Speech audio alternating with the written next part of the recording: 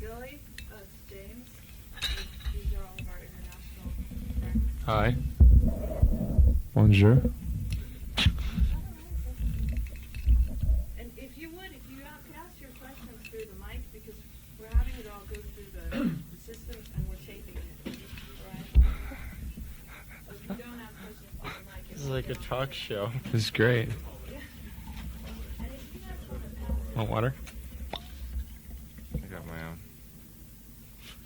if you guys want to pass, It's inte what you water. I knew that's one. just like be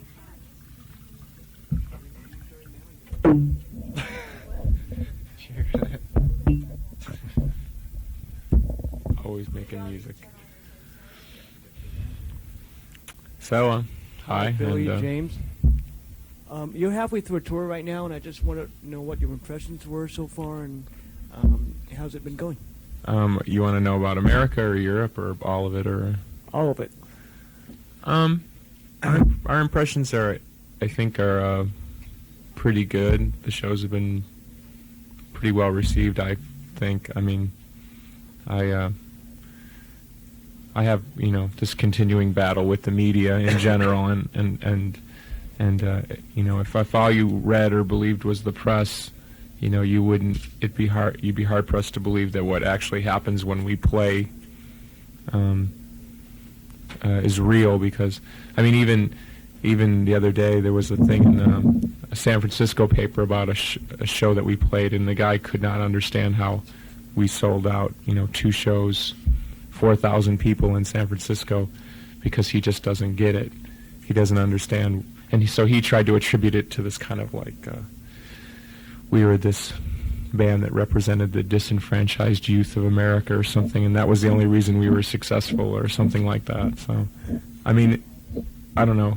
Live, I think, is the real test of a band, and anybody can make a good record these days with the way the electronics and everything are. And live really shows, I think, the soul of a band, and I think we feel really comfortable. So it's been good, and I have no complaints, really. But there's a feeling now that with the way alternative music has taken off, and with your album debuting at number 10 on the chart, that you're sort of part of this sort of so-called new mainstream, sort of post-Nirvana industry. How do you feel about that? Well, I mean, to put it that way doesn't sound very romantic, but it's the truth. I mean, alternative music is becoming big business, and historically, at some point, bands like Led Zeppelin, Black Sabbath, and the Cheap Tricks of the world were their alternative bands of the time. Maybe in hindsight they don't look as alternative, but they were the alternative choices of their time. And as popular taste continues to expand internationally into world music and alternative music, I don't think it's such a big deal.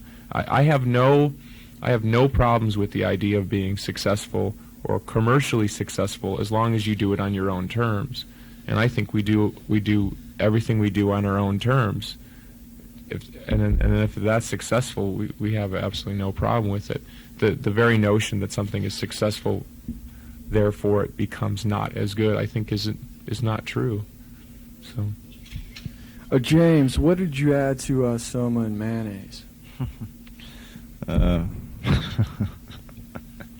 Wheezing, sighing. I don't know. Those songs are more musically mine, and I don't know. I did a demo of Mayonnaise, I don't know, a long time ago, and the band played it for a while, and I don't know. Billy, as a big sports fan, how can you bear to be on tour during the World Series, and how are you coping with the situation? It's unbearable. That was a pun. I don't know. I mean, this whole idea of me being a sports fan seems to fascinate people because it does not align itself with my rock image. But as maybe hokey as it sounds, I draw a lot of parallels between sport and music because it does have a lot to do with an individual battling oneself to overcome and achieve things. So, sports were very inspirational to me in my youth because I didn't have anything else. That was the the thing I look to get away from like my bad home situation and things like that. And music eventually replaced that. But I still love sports for just its basic kind of entertainment release value. Something else that fascinates people about you is your past relationship with Courtney Love. How do you feel about having lost Courtney to Kurt Cobain, if indeed we are to believe that was the situation? Well, I think it's completely irrelevant to what I do. See, to me, that has more to do with like a tabloid fascination of, the rock star life than it does have anything to do with music. I am married now, so it's almost kind of stupid to talk about it in public because all it does is trivialize my relationship with my wife. I have nothing but good things to say about her. This idea that like one person lost somebody to someone else is kind of like to make her seem like a possession traded between major rock stars, and I don't know. I just think that trivializes the whole situation. That's all I have to say about it. Billy, Chicago's becoming like a trendy city. Loads of bands coming up, and it's your hometown. Is there anything you like about Chicago? Sure. To tell us. You want to know musically or just the entire city? Yeah. Explain us about your relationship with Chicago. Well, in a historical context, Chicago is kind of the middle of America. It before the jet age, it was the place that people passed through to get to the west or the east. So symbolically, Chicago has a way of representing kind of a diversity of the different aspects of America, and I think that's kind of in a very simple way kind of rubbed off on us. We're not really hung up on being one kind of band or the other. And a lot of people still don't understand why the band is loud and quiet and all that, but to us it makes complete sense. Chicago is a place to live. It's a very blue-collar city. It's ultimately kind of depressing. Most people that here everybody I know either knows somebody who's famous or went to school with somebody's sister who's famous, or people are very kind of all wrapped up in the whole Hollywood star system. Or in Chicago, everybody you know's parents work at a factory or have a normal job. So to grow up that way, to dream of doing something great or doing something artistic, it's almost like was more of a struggle because it's not looked on as anything that you're supposed to do. You're supposed to go to college and get a good job. So all those things kind of combine to build whatever character we have. To make it a fascinating city. Billy, Land of milk and honey. Petri from Radio Mafia Finland. Nice to meet you. You are interested in sports, but I'm interested in arts to some point. Do you take any influences from other arts than music? You talk about your music being a canvas or you having an empty canvas you fill with your music. Mm-hmm. And you talked very highly of some songwriters being able to do that. Do you get inspired by other arts in your music and in your own life?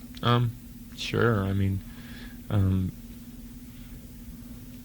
It's very inspiring. It's so easy to get wrapped up in like how many records have you sold and all this kind of craziness. But then you think about someone like Vincent van Gogh, who painted feverishly his whole life and produced this great body of work and never got recognized. And so I've just tried to look at art in a way that, because at some point, if you're an artist, you question why you bother. The world is not designed for artistic people. The world is designed for people who make money.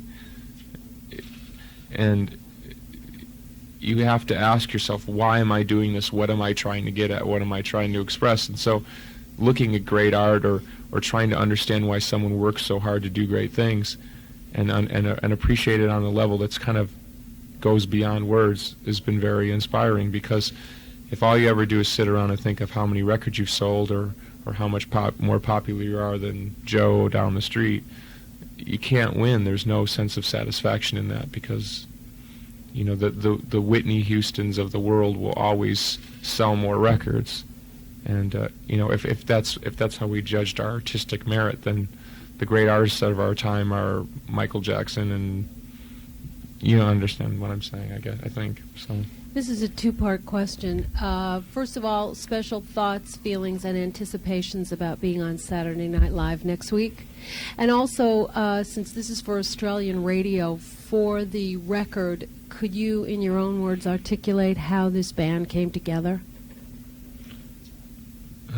As far as Saturday Night Live, I think we're not thinking about it at all. And as far as how the band came together, Lord knows. I had this idea of this band that it's always almost like mythical in my head, of a band that could do all these different things and represent something that was real and didn't come from the standpoint of, here we are, we're smarter than you, we're better looking than you, we're your rock stars of today. More so this thing that we came from very simple backgrounds, but we somehow managed to get beyond the shortcomings of our lives and make great music. So that was in my head before I ever met James.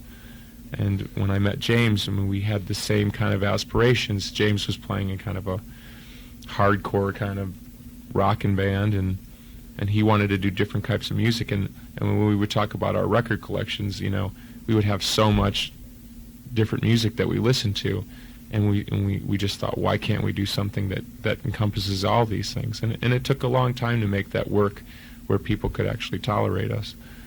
So there's no special story. There's no romantic love story. We came together and we worked really hard. We were an obscure band for 2.5 years, and this whole idea that we're like an overnight sensation. We've been a band for 5.5 years now, and we worked really hard. We froze and slept on floors and drove around in a van in a circle all around the country, and before anybody even paid any attention to us. So, that's about as romantic as it gets. We worked hard. On the other hand, it seems that you said that the band got much bigger than you first envisioned. I would like you to elaborate on that. Well, 5 years, I think we've in general kind of lost perspective, because 5 years ago, a band that sold 250,000 records, an alternative band, was huge. Echo and the Bunnymen, The Cure, those were the biggest alternative bands.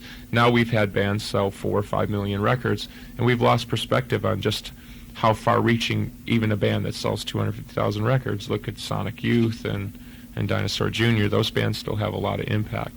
So, 5 years ago, looking at the way things were, I thought, wow, if we can be half as big as an Echo and the Bunnymen of The Cure, then we're reaching everybody we want to reach. We're reaching the peers, the people that we hang out with, the people that we go to clubs with, because bands like Bauhaus and bands like that, those were big bands to us. Soundgarden was a big band to us. We didn't think about the rest of the world. It was very much contained. That's changed because the world has changed, and the record buying public has changed. So that's what I mean by that. As far as how far the band could go, I think the band could go. I don't see any end to it. Maybe I'm a completely idiotic idealist, but people have a hard time denying good music.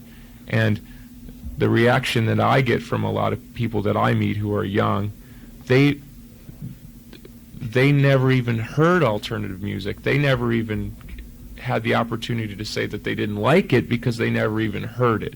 That's where MTV and things like that have facilitated people having a choice. Because in the past, you turn on the radio and you heard whatever you were being fed, and people made their choices based on that. That's why I think a lot of my generation went towards heavy metal, because in essence it was the alternative music of its time, because that seemed like the rebellious thing to do, because as a 15-year-old kid, he's going to want to be as cool as he can be. So I think a lot of kids now have that choice, and when they're faced with the choice between the shit bands of the world or the Nirvanas or the Pearl Jams, it's not hard to see why they would want to pick a band that represents the way that they feel, not some 40-year-old guy in tight leather pants singing about events that never happened, but about a real life and events that happen. And when you feel that emotional connection, a real connection between you and your audience, it's not hard to see why alternative music is becoming successful. So. Also, in the beginning, the band didn't have much support from the Chicago press and the Chicago rock scene in general. I wonder, after you became more successful and nationally known, how did that attitude change, if at all?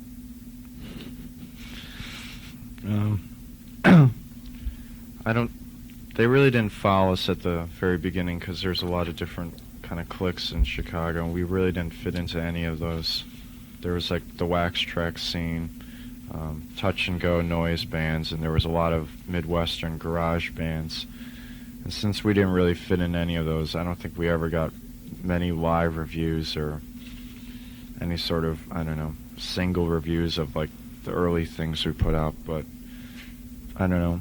Now since alternative music's kind of big, like Urge Overkill and Liz Phair, who's from Chicago, it's like all at once they're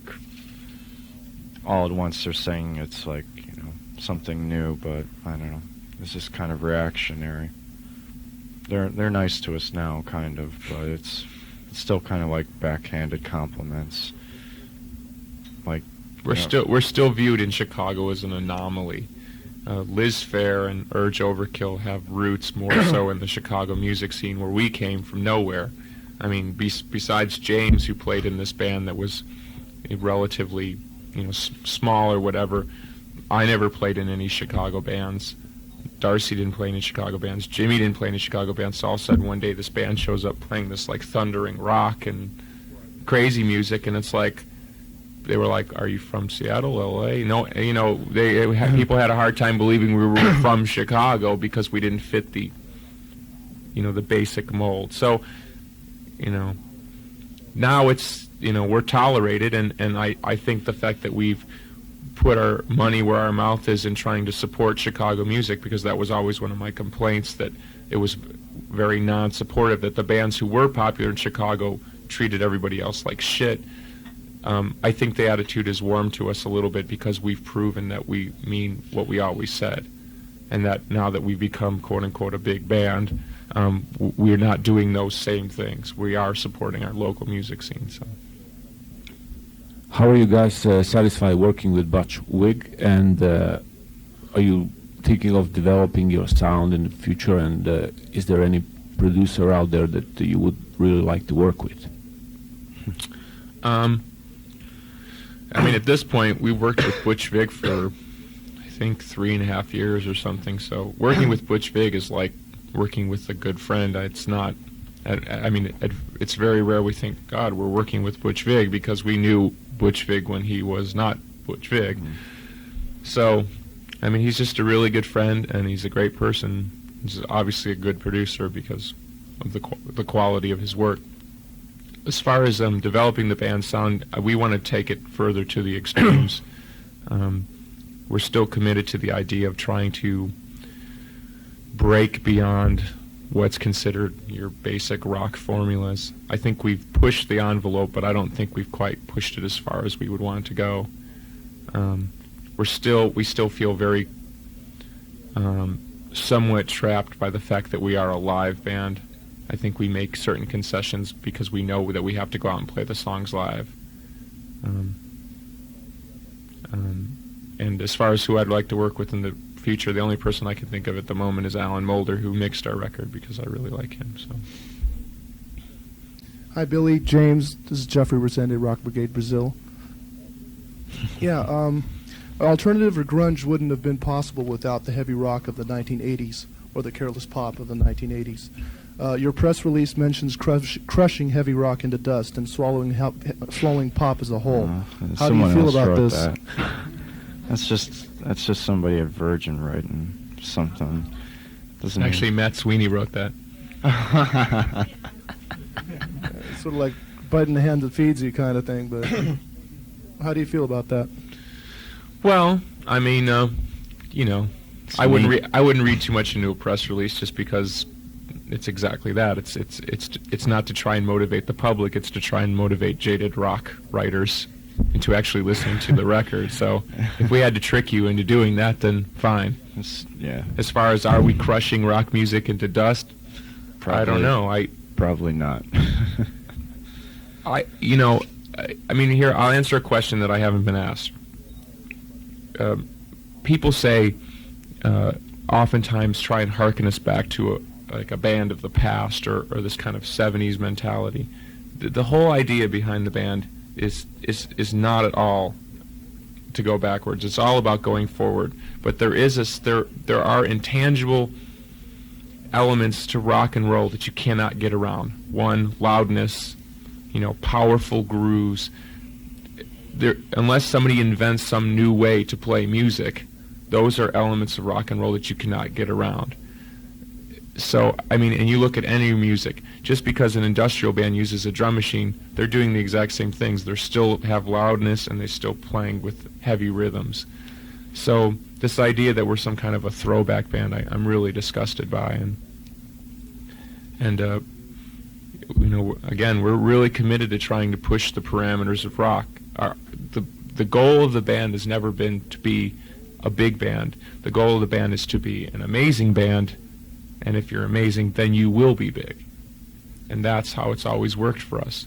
Because to me, if you sit around and think, how can we be big, then you wouldn't play loud. You wouldn't be that way. And I think Nirvana is probably the best example of a non-compromising band who's become popular. Hi, I'm Andre from Brazil, and I have a question here. How do you guys do to recreate on stage live the sounds from your albums? I mean, because the production is like kind of complex and full of nuances. How do you do it live? Do you use a lot of effects? Well, yes. A lot of effects. Yes, we do use a lot of effects, but we try not to get too hung up because an album's like a painting on the wall. I mean, once it's done, that's it. And live, we constantly try to reinterpret what we do. And so it's probably half of what the album is and half of the way that we feel. It's almost weird to go back and listen to the album now because the way that we play the songs, or the arrangements are the same, but the attack or the approach, the emotional approach to the songs will be very different. So, what do you think was the biggest reason that you came amazing and big? That we became amazing and big? Well, I don't think we're quite big, but again, blue-collar sensibility, I just think we've worked really hard. I mean, when we started, I could barely sing. James and Darcy could barely play their instruments. Jimmy was really the only accomplished musician in the band. And we've worked really hard, and it's not romantic. The mythological thing is I shoot drugs all day and then I pick up a guitar and I'm great. Well, it doesn't work that way. We work really hard. We spend a lot of time, and we're not embarrassed to say that, because my feeling is if you have the audacity to expect someone to stand and watch you for an hour and a half, to buy your T-shirts, to buy your records, then you damn well better work and give someone something that's really good. That's the best that you have to offer. And too many of my peers, who I think are really amazingly talented people, ride on their talent. They take what makes them great and they just kind of throw out, half of what they're capable of. And I think that's why that kind of romantic mythology, that leftover Jim Morrison sensibility, pervades a lot of current rock stars' thinking, and I think that's why we don't see the same quality of work that we saw out of like the Rolling Stones and the Beatles, because those bands really did work. They really committed to their jobs, which is to write and perform great music. And it's not very indie to work too hard either. Yeah, I mean it's uncool to actually try. I mean this whole sensibility is, if you spend too much time in the studio, that's too rock star-like, or if you were to spend too long on a guitar part, that'd be too rock star-like too. Do you consider yourself as a product? No, but I'm sure someone else does. I mean, you know, someone, you know, it's like an old cliche, you know, you're in the music business, and, you know, if you want to be an artist, go stand on the street and play whatever you want, but you are using someone else's money. And the moment that you use someone else's money, you become, you know, you might as well be cereal. So you as an artist have to find in yourself what makes it art, what makes it your interpretation of that. And you have to deal with the fact that you are on a shelf just like somebody puts dog food or cereal on a shelf. You know, again, these are not romantic images. This is not feeding into the mythology, but this is the reality. And for us, dealing with the reality of how things really work empowers us. It makes us stronger because we're not deluding ourselves into thinking that we're not product. Does that make sense? If we sat around and thought, no, man, we're a bunch of artists, well, the fact of the matter is somebody's out there making money on us. In fact, somebody's probably making more money on us than we're making. And you have to deal with this reality, and I think it's 1993. We can get beyond this mythology now. I think that we can be real people, we can be artists, and we can be business people and be successful at both. What do you think is the thing that you fight against this business-oriented situation? You feel that you are a product in some sense, and still you create music, which is an art form, to get back to my original question. How do you keep that artist side of things and that creativity flowing? It's pretty difficult, but you just have to prioritize it. You have to commit to the idea that you are an artist. It took me a really long time to accept that I'm an artist 24 hours a day, and that my mind is always thinking about music and what I'm going to do or how I'm going to approach something. And I think James does the same thing. It's you live it. And as far as, you know, you make a decision to market and box your art, and that's because there's a desire in you to want to reach people. You don't want to die the obscure artist in the studio. You want to die having people having experienced what you've experienced. That to me is an essential part of art. So choosing to be on a major label is like choosing, you know, a good distributor for your art. We chose Virgin Records because we felt they were the best representatives of our art, in the sense that they would not get in the way. We talked to other labels where it was very obvious to us that they would get in the way. They wanted us to change the way we looked. They wanted us to change the direction of our music. I mean, it doesn't take a genius to figure out with us that if we played more mellow, melodic songs, we'd probably sell more records, because we'd probably have more songs on the radio or more MTV type videos. And we had people along the road try and steer us in this direction. Why don't you play more songs like Today, or, you know, the Disarms or whatever? And so, you know, we had to go with the label that we felt would represent us and protect our rights as artists, and so far that's worked out. How important, guys, do you think the British and European markets were for you? Because I know that you kind of became like press darlings and stuff in England. I don't know about that. I mean, well, you know, it may appear that way from the outside, but we don't really feel that way when we're in England. I think they do that to every semi-famous band. I mean, they have so many papers there and so many readers, you know, a paper a week. They have to put somebody on the cover. I feel our popularity in England is more based on the fact that we're really popular than it. Most bands get popular because the press makes them popular. We were popular, and then the press finally gave us some press. Do you think that England and Europe caught on to you really before America? No. I still feel that the English and European markets don't understand the band. Because they still say the same stupid things. Here's the thing. Like American. If you grew up in America, whether you liked it or not, you heard Aerosmith, you heard Black Sabbath, you heard Led Zeppelin. It's just part of the culture. Right. It's not part of the culture in England as much for the generation that's in the 20s. And even our manager had a hard time understanding why we played like loud, hard music, because he just didn't understand. He said, well, you play such beautiful music, why are you playing this ugly rock music? But it's part of what we are. And I think that at times, I mean, you know, one of the slags against most European bands, at least in alternative music, is they don't know how to rock. And I think a lot of that has to do with they don't grow up with that sensibility. They don't hear it. It's not part of the culture. So. Bigger, you're playing bigger venues, and it's a much bigger type of thing. Well, it's getting more boring, I think. I think it is getting more boring. But I have a funny story. No, about the fox. Oh, you hear the story? I thought you were going to talk about the strip club owner.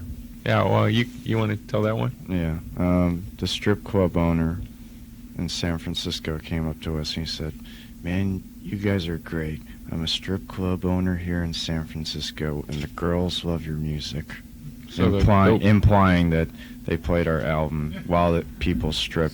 Which we like, because it's good romantic music and it's healthy. And yeah, we had an incident where we played in Vancouver, and the big radio station up there is called the Fox.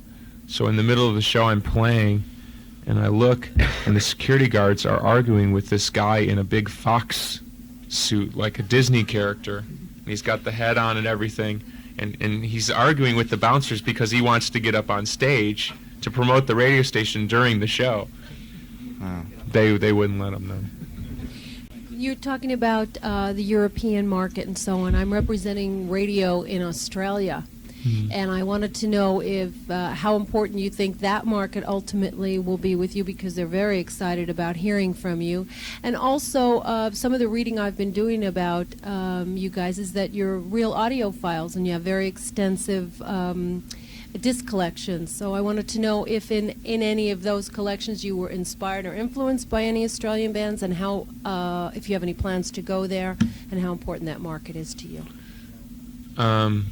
Well, it's kind of hard to say how important or unimportant it's going to be because we've never been there, so I have absolutely no feel for Australia.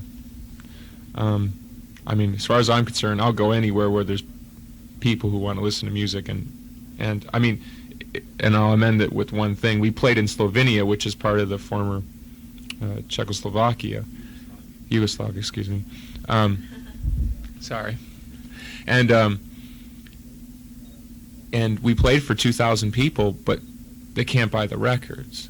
So it's almost useless because, I mean, it's not useless to the point that we went there and entertained, but we might as well be the Elvis review show because there's nothing that they can take from that and hear our music again or be part of what we're doing. So it's almost useless, you know. It felt good to go there, and they were very happy that someone cared enough to go because everyone's so worried about getting shot and everything. But you know, as far as I'm concerned, I'll go anywhere where people can actually find our records and continue to be a part of what we do. As far as Australian bands, the only... I don't know. I heard a really terrible version of Born to Be Wild by INXS. It was awful. Did you hear that? No. It's god-awful.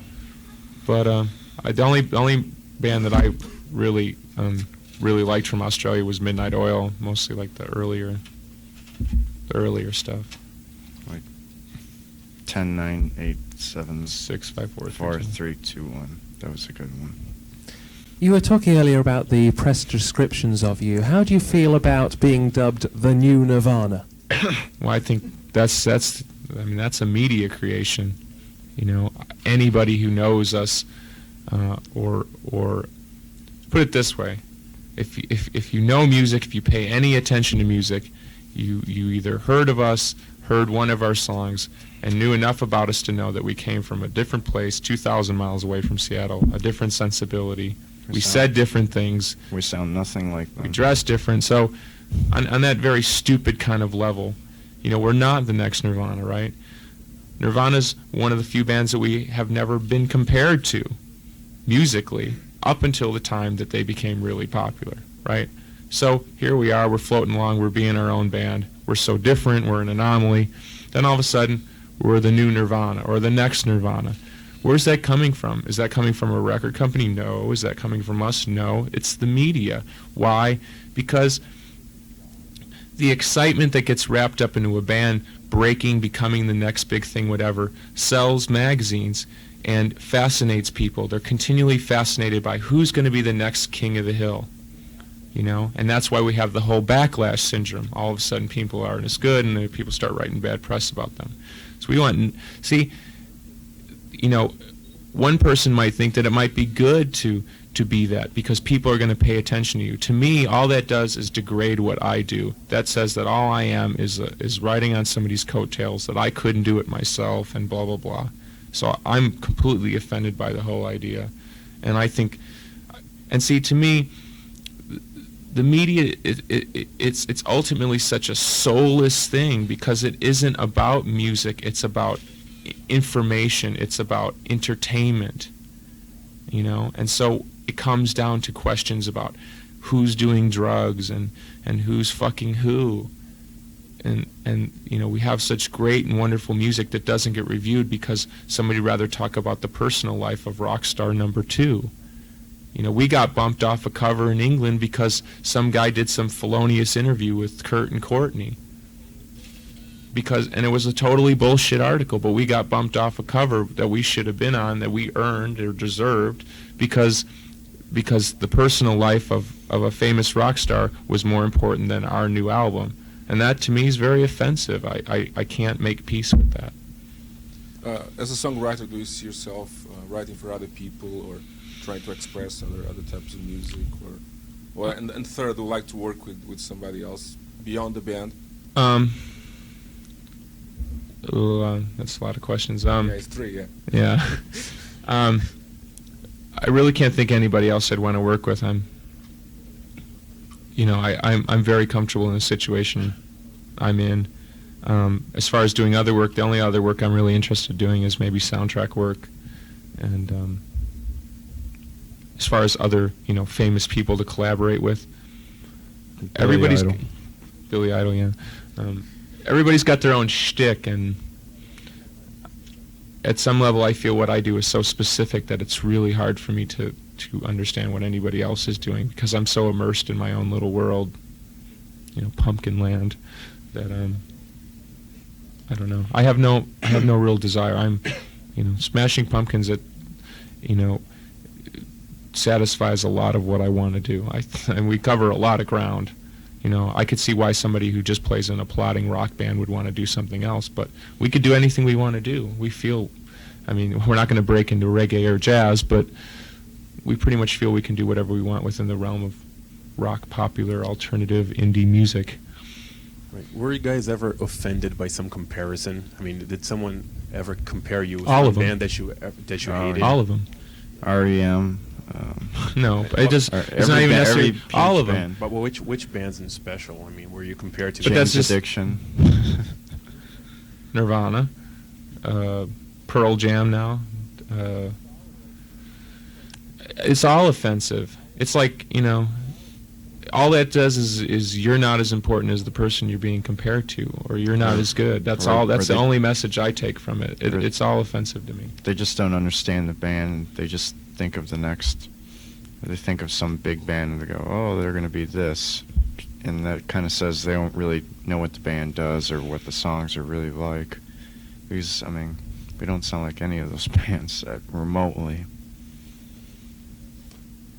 What do you feel about the possible future situation where there's going to be headlines saying this band might be the next Smashing Pumpkins, or people are comparing other bands to you?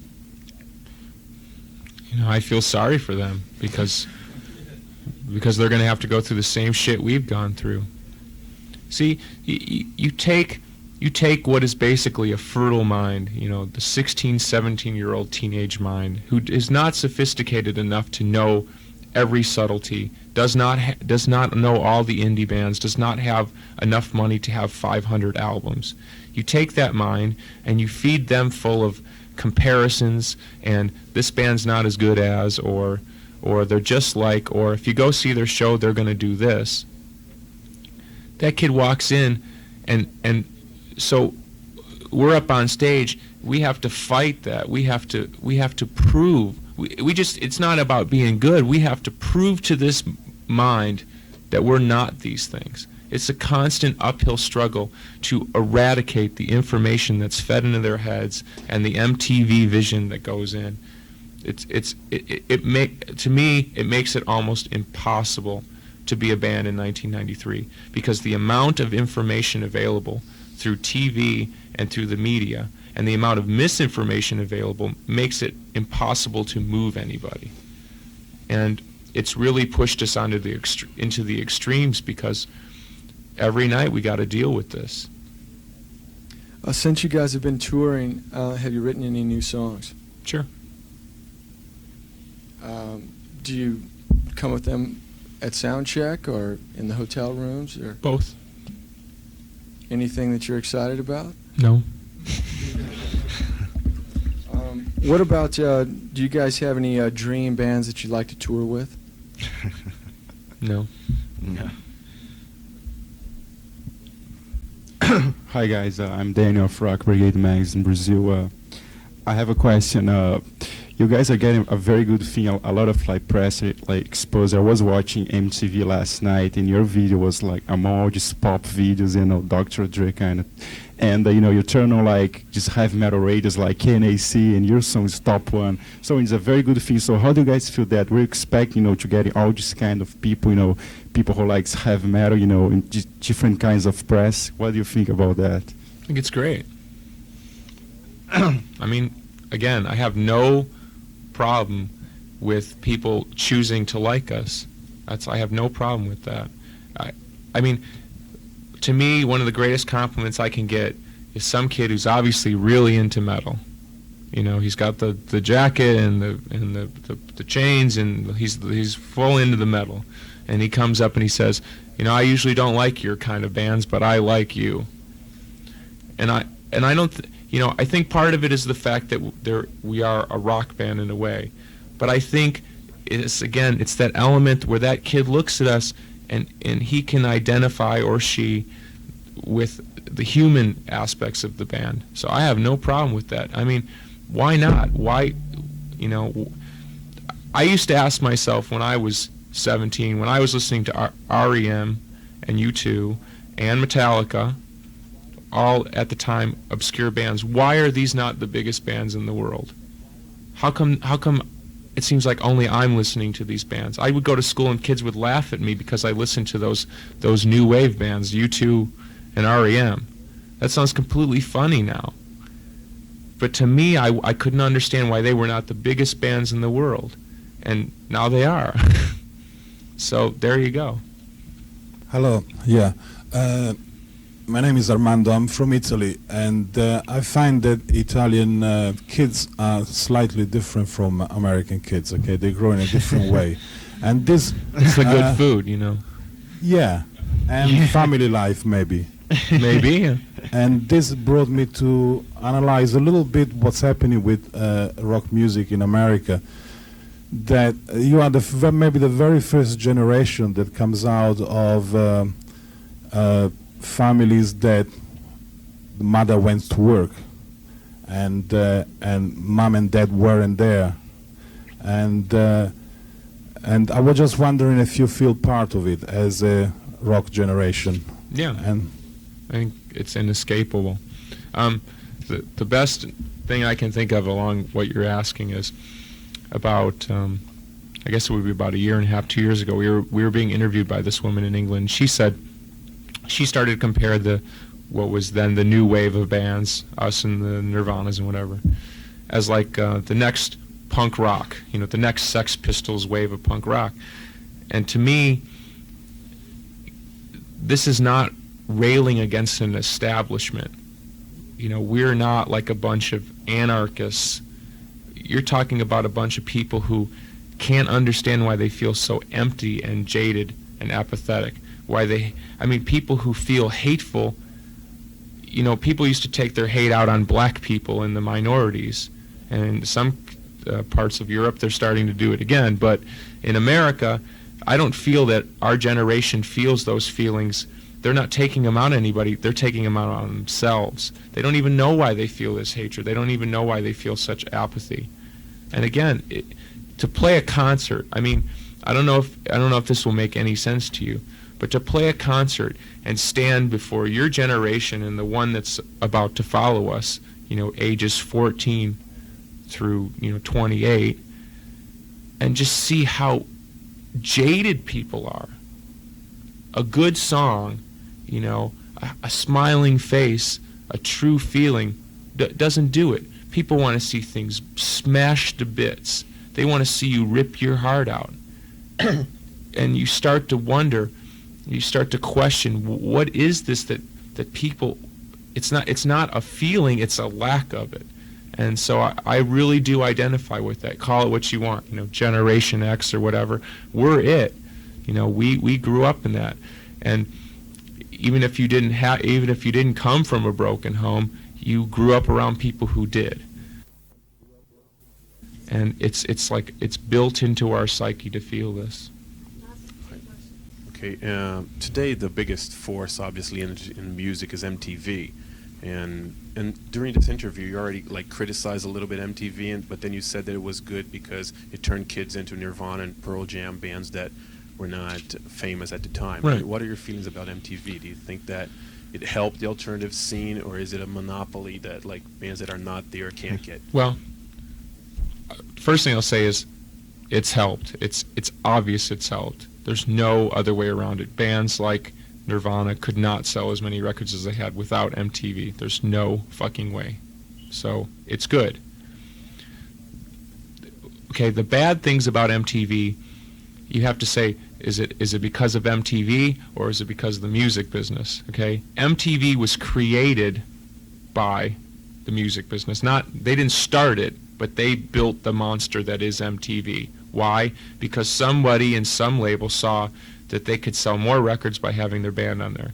And once one person saw that, then it becomes like a competition of everybody trying to elbow each other out of the way to get their artists on MTV and get the most airtime, because it translates into record sales. And you have people selling millions of records who don't even tour. Mariah Carey's never toured, and she sold millions and millions of records. 10 years ago, totally impossible. You know, unless you were Barbra Streisand or somebody who was well known, it just did not happen. So those are the bad things about MTV. But I don't think it's MTV's fault, because if you were MTV and you had labels basically handing you your entertainment programming for free, which is what they get, they have to spend literally no money to provide the entertainment that they do, and then rake in the money from the profits from it. Why the fuck not? So it seems very reflective of the music industry, like the good and the bad. Mostly bad. Oh, I'm sorry. Are you finished? Yeah. Okay, thanks. Small analogy. I'm thinking about this generation. Your music is being listened by the generation that is getting their influences from, say, MTV's Beavis and Butthead. There's some phenomenon happening around those guys that are really worrying me. And these people have more broken homes than ever. I mean, the rate of divorces is growing rapidly, and the situation is just worsening. Are you ever worried about your younger audience and how are they going to grow up? What do you think? Sure, I'm worried, but you know, we are not role models. We are not here to tell anybody what to do. I think, you know, I have my own opinions, we have our own opinions, we have our own political feelings, whatever. But, you know, we're a reflection of our generation. We're artistically interpreting those feelings. It's like someone asked me about the song Disarm on our album. Someone who was older and said, I don't get the song, I don't get the words. And I said, it doesn't, you know, it's not the point. You know, the feeling that comes across to me in an artistic way says something that I can't say. You know, I can't scream any louder than that song screams for me. I cannot express my anger and my hurt any greater than that song does it for me. And so I'm reflecting the feelings that I feel, you know, and maybe on a symbolic level I'm reflecting the feelings of our generation or whatever. But as far as, you know, what's our role? I mean, I'll put it this way. This whole idea that music has an influence on generations, well, it does, but there's no greater influence than schools, parents, and the way that our government treats our people. And it doesn't take a fool to see people living in the street, people denied medical care, and then you're going to blame that on music. You're going to try and make music the symptomatic reason for the social ills. That's ridiculous. But it's historically, art is the first thing that takes shots when a civilization begins to unravel. And America, you know, this is not the smiling Eisenhower America of the 50s anymore. You know, our society is completely falling apart from the insides out, and we're still trying to figure out as a country how to still be America. You know, the land that represents everything, and I don't think we can. I don't know. America, the free, the brave. And James, could you do me a favor? Give me station ID through these microphones right away. You can just do it right He's the away. station ID man. Radio Mafia. Radio Mafia, Brazil. Finland. Finland. Radio Mafia, Finland. It's going to be out right away. What? Okay, Radio Mafia in Finland. I wanna mention, you're gonna miss it All right. after this. Is it still on? Yeah, it's on. Hello, this is James Ehart of Smashing Pumpkins, and whenever I'm in Finland, I listen to Radio Mafia. Wow, what a groovy experience. Okay. That was good. Just wait and I'll get it for you afterwards. No, thanks. Okay, thanks.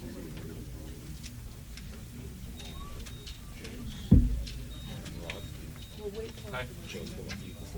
Oh, sorry, I apologize for that. No problem. And, I also write for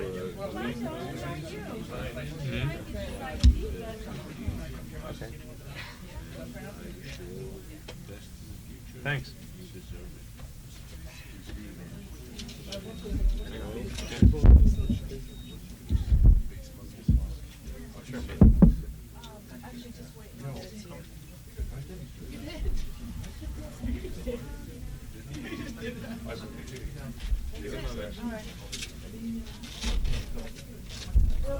Sure. Thanks. Hang out and I'll give it to you. No, I don't.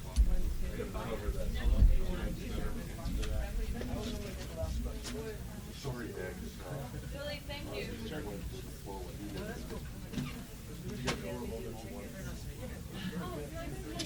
I'm not much.